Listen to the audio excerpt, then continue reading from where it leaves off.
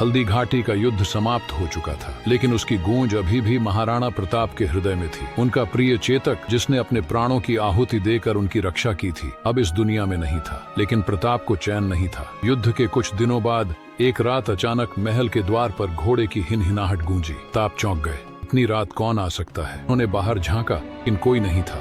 गीली मिट्टी पर घोड़े के पैरों के ताजे निशान था। हल्दी घाटी की दिशा में जा रहे थे। आपके रोंगटे खड़े हो गए। असंभव था। क्या चेतक अब भी उनकी रक्षा कर रहा था? अगली सुबह उन्होंने अपने विश्वास पात्र सैनिकों के साथ उन निशानों का पीछा किया। निशान हल्दी घाटी की उसी घाटी तक ले गए जहां चेतक ने अंतिम सांस ली थी, और फिर अचानक गायब हो गए। प्रताप की आंखों में आंसू आ गए। उन्होंने आकाश की ओर देखा और मन ही मन कहा, चेतक केवल मेरा घोड़ा नहीं, मेरा सच्चा साथी थे। शायद अब भी हो। 1576 का साल। हल्दी घाटी युद्ध की तैयारियां जोरों पर थीं। महाराणा प्रताप का सबसे प्रिय और विश्वसनीय साथी चेतक अचानक एक रात गायब हो गया। पूरे मेवाड़ में हड़कंप मच गया। प्रताप ने उसे चारों ओर ढूंढा, लेकिन चेतक का कोई पता नहीं चला। सैनिकों में अजीब सी चिंता थी। यह कोई अपशकुन था? युद्ध का दिन आ पहुंचा। मुगल सेना कूच कर चुकी थी और प्रताप के पास चेतक नहीं था। लेकिन जैसे ही वह दुश्मन से टकराने को तैयार हुए, घने कोहरे के बीच से चेतक प्रकट हुआ। उसकी आंखों में एक अलग सी चमक थी, जैसे कोई दैवीय शक्ति उसमें समा गई हो। मुगल सैनिक भी दंग रह गए। इतना तेजी से भागता घोड़ा उन्होंने पहले कभी नहीं देखा था। आपने बिना देर किए चेतक पर सवार होकर दुश्मनों पर टूट पड़े। लगा जैसे चेतक सिर्फ एक घोड़ा नहीं, भवानी माता का आशीर्वाद था।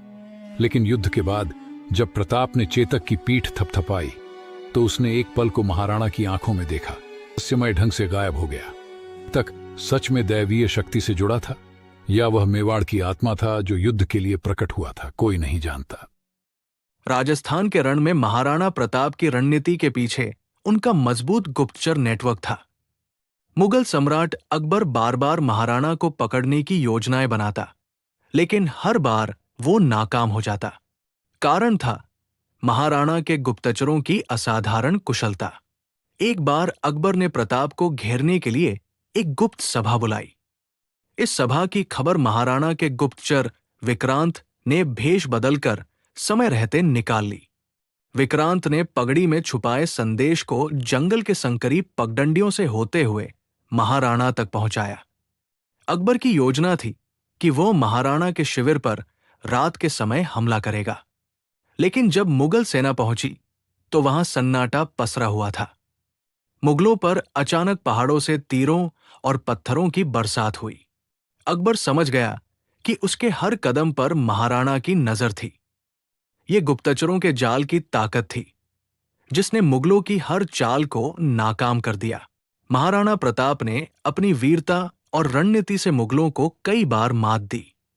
हल्दी घाटी युद्ध के दौरान जब मुगल सेना ने चारों ओर से घेरा डाला, महाराणा ने अपनी सेना को बचाने और दुश्मन को चकमा देने के लिए एक गुप्त सुरंग का उपयोग किया।